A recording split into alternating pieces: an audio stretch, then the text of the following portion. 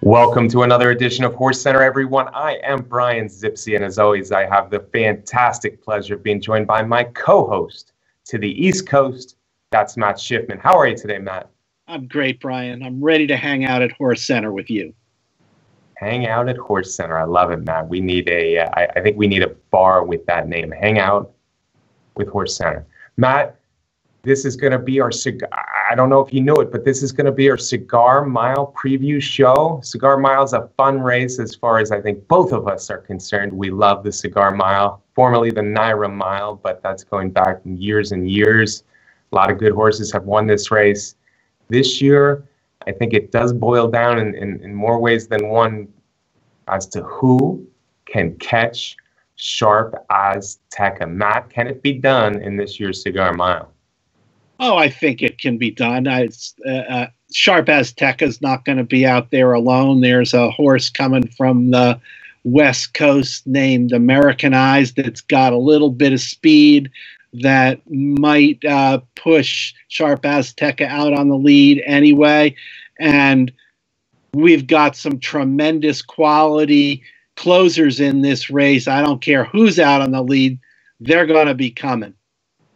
Absolutely, Matt. Americanized, if you don't know him, he stepped up to win the Damascus at 7 furlongs last time on Breeders' Cup weekend. Plenty of speed.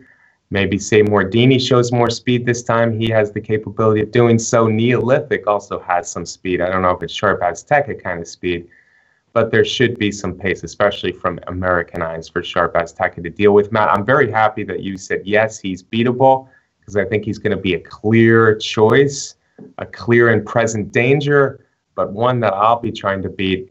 And I think we got to talk about the real come-from-behinders in here, Matt, as you kind of alluded to. 3 good ones in Mind Your Biscuits, coming out of the Breeders' Cup Sprint, rallied for 3rd. Practical Joke, the top-class 3-year-old from the Chad Brown barn, who's coming out of the Breeders' Cup Dirt Mile, finished a little bit behind Sharp Azteca that day.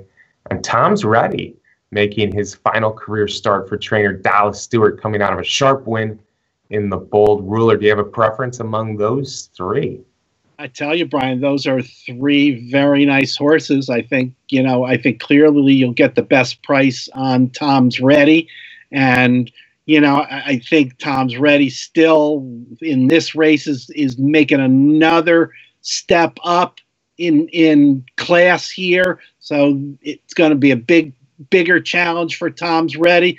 And then it's Mind Your Biscuits, stretching out to a mile. It is a 1-turn mile, so I'm not that bothered with the distance for him. And Practical Joke, looking to keep his perfect record going 1 turn. I don't know.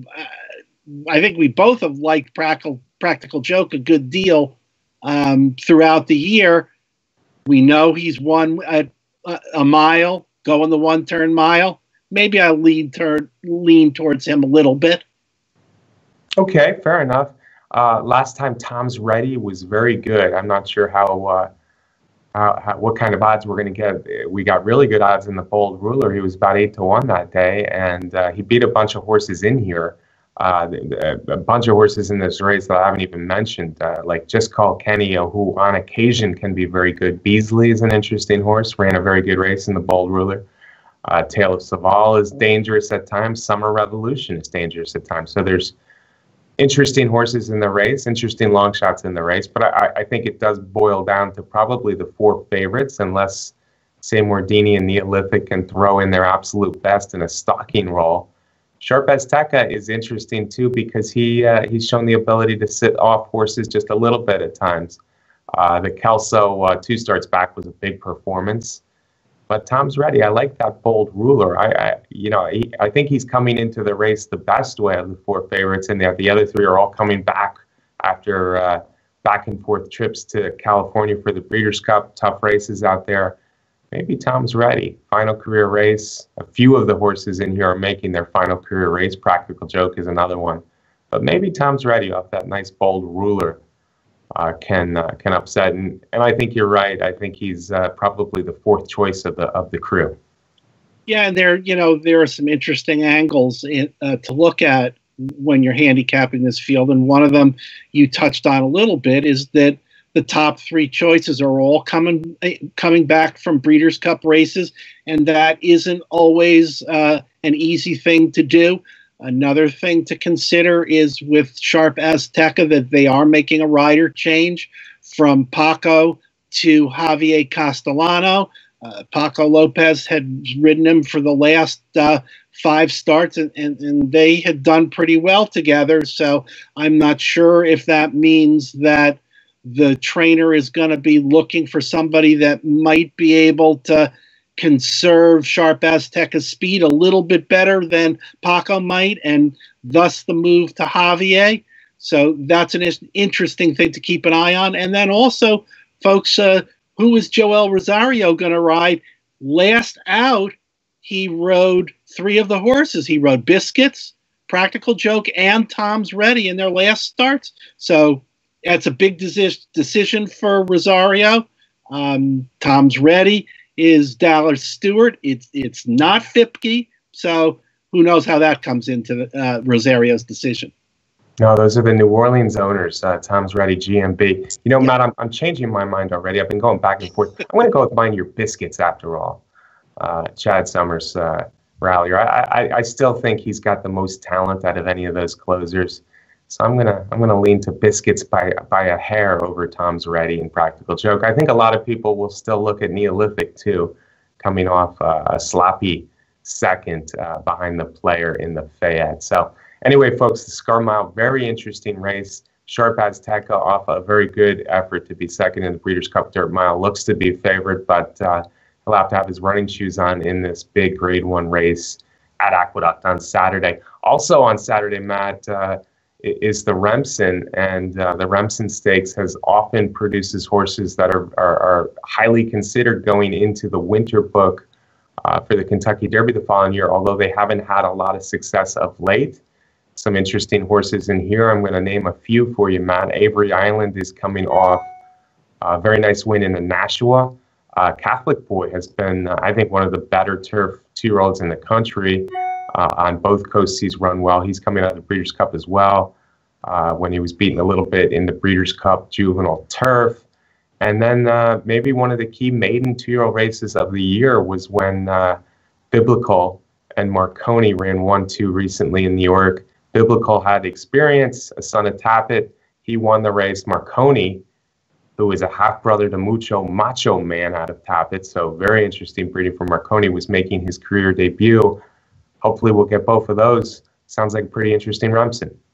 Yeah, it is. It certainly is. A smallish kind of field, I think, as a result of the very big field that ran at Churchill Downs in the Kentucky Jockey Club.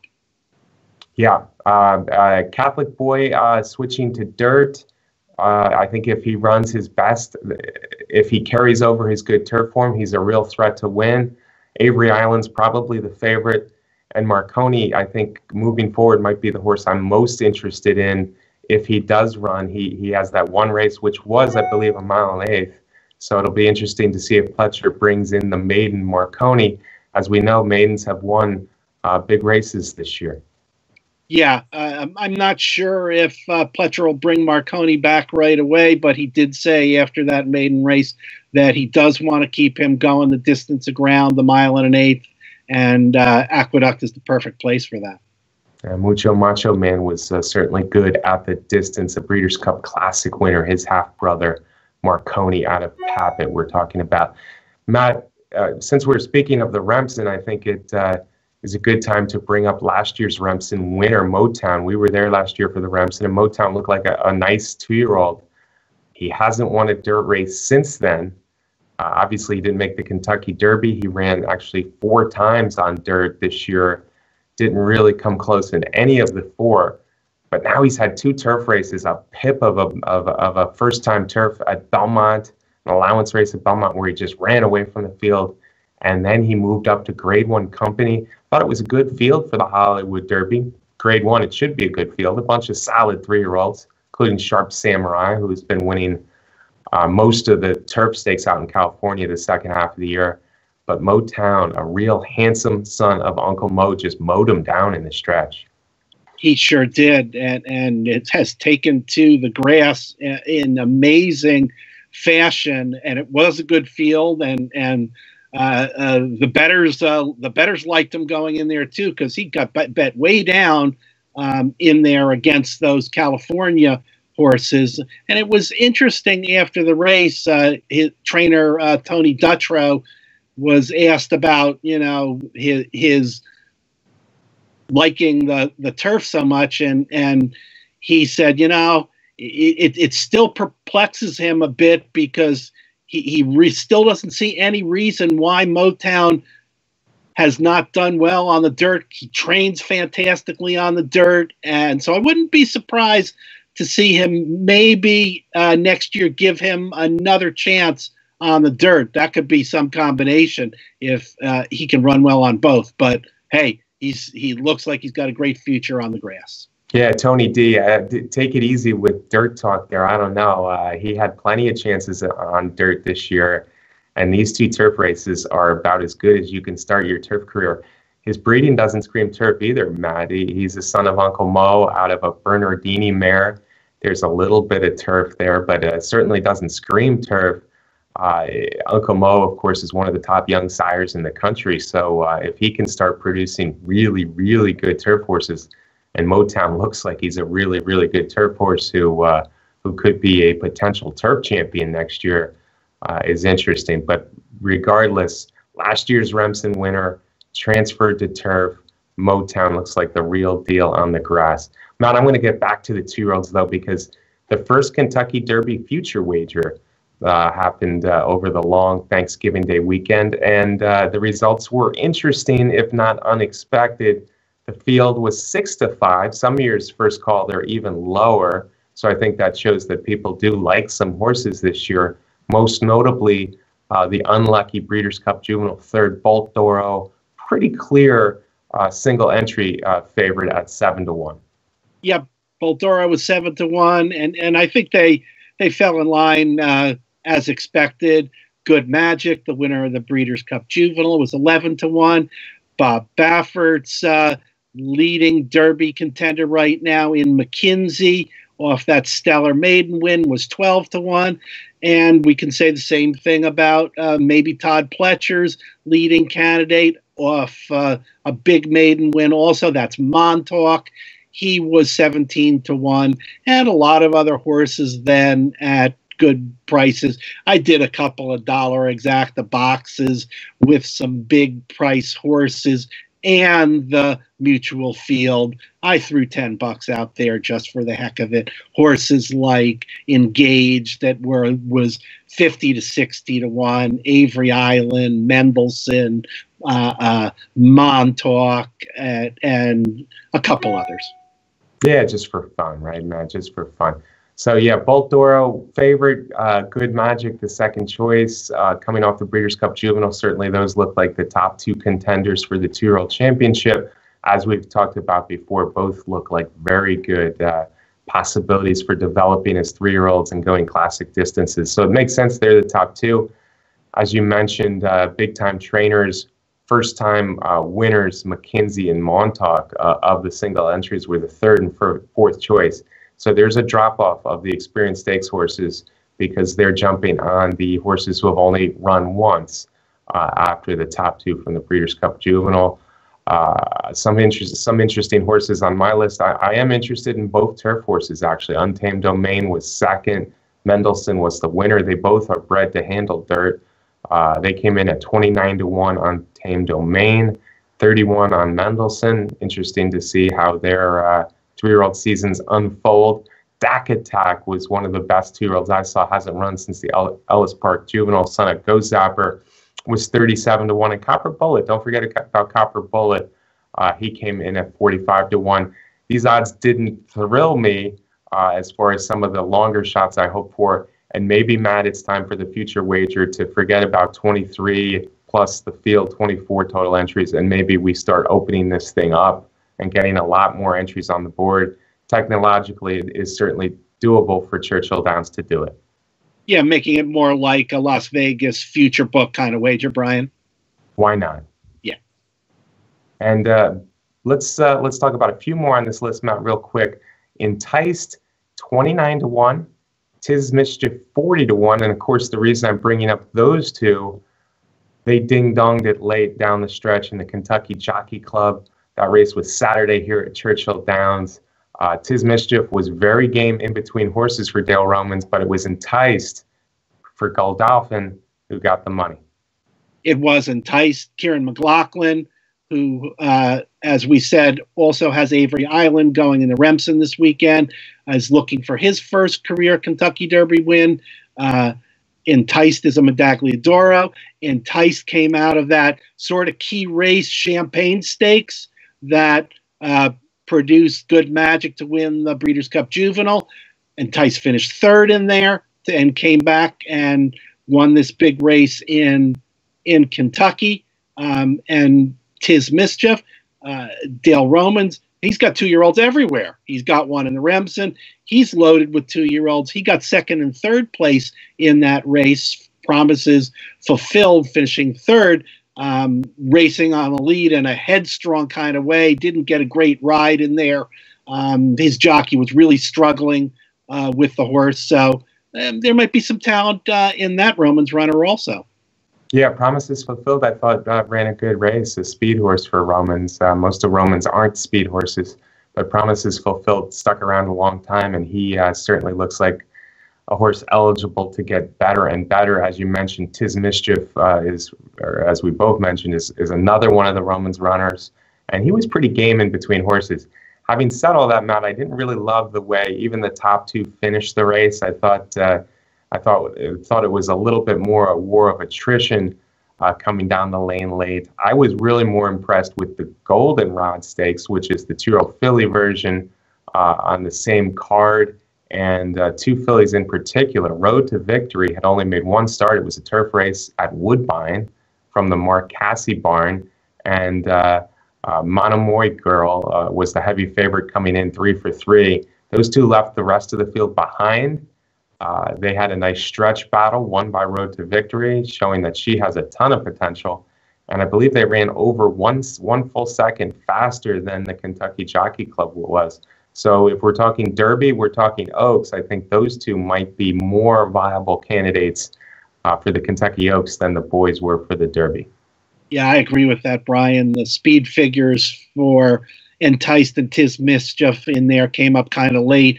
Not the kind of numbers that usually point to a lot of success down the road to the Kentucky Derby. One thing I do want to say more about Entice, though, you mentioned Medaglia d'Oro, who, he's having a huge year for 2-year-olds already, and one of our best sires going into the year. So obviously, you can't do much better than Medaglia d'Oro as your sire. But he's also a son of It's Tricky.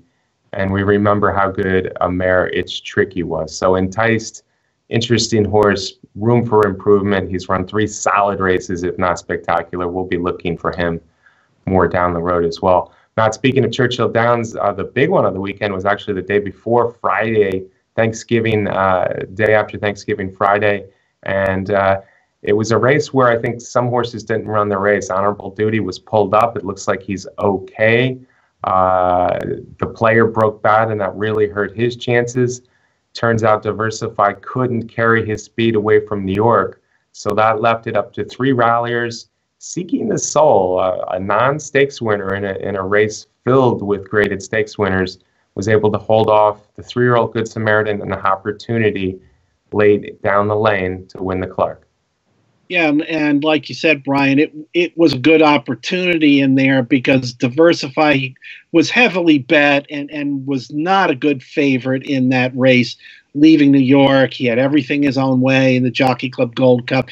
He was a definite horse to bet against, but some of the ones that you might have gone to, in there, like the player and Honorable Duty, who were very good prices in there, didn't run their race, which opened things up to Seeking the Soul, who ended up the winner. But I was not impressed with what I saw down the stretch. Coming down the stretch, Seeking the Soul bared out really badly. 5 or 6 paths, and it did trigger an inquiry after the race. Joel Rosario was closing sort of well on the outside with Good Samaritan to get second. They said that Seeking the Soul did not interfere with the horse that was in between, and they left it as it was. It probably was the correct call, but I don't know. When he came over that many paths, it made me look 2-3 times at it. Yeah, I'll agree with you on the fact that the race itself, or the performances within, did not do a lot for me either. I thought he should stay up. I didn't think the bearing out into Opportunity and a little bit Good Samaritan was enough to warrant taking him down in that Grade 1 race.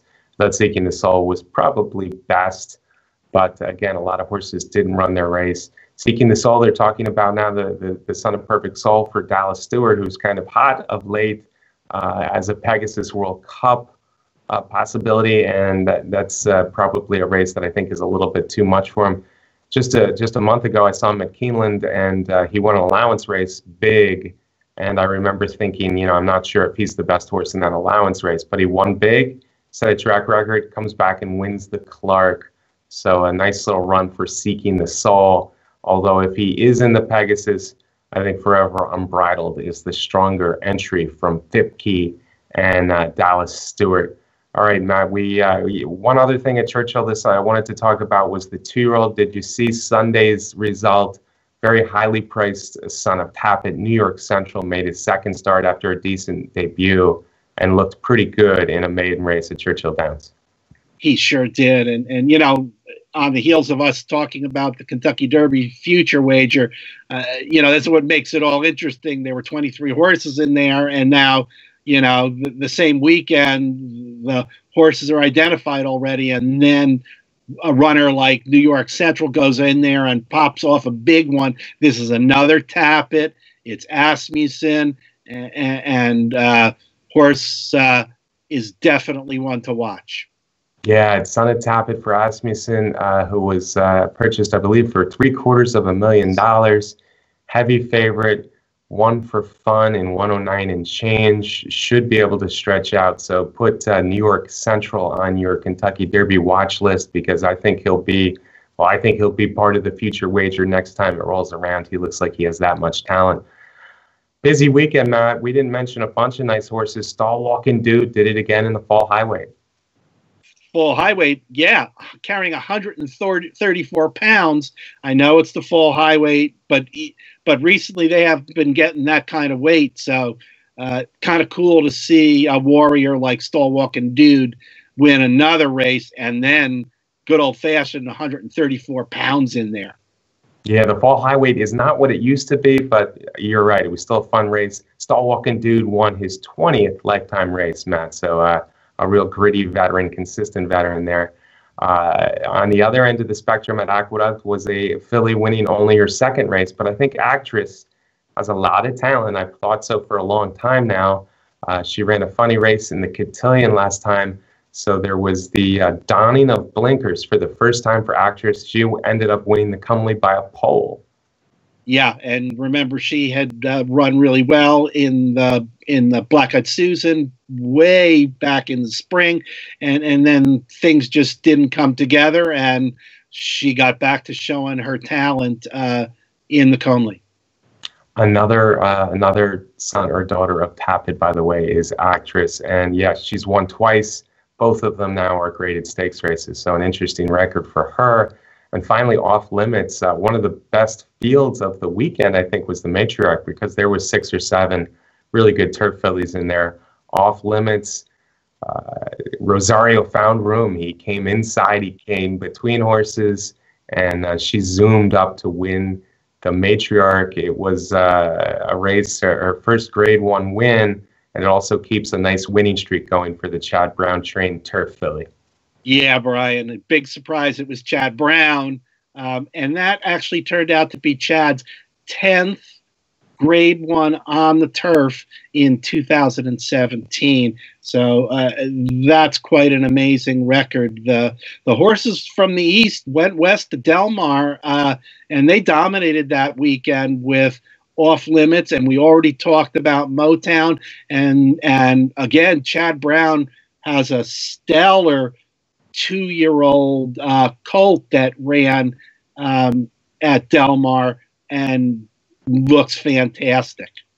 Yeah, Analyze It. We want to close the show with Analyze It because we've talked a lot about 2-year-olds today, but without a doubt, the most impressive 2-year-old of all this weekend was Analyze It. It wasn't a Grade 1 race. The Grade 3 Cecil B. DeMille Stakes out at Del Mar on Sunday.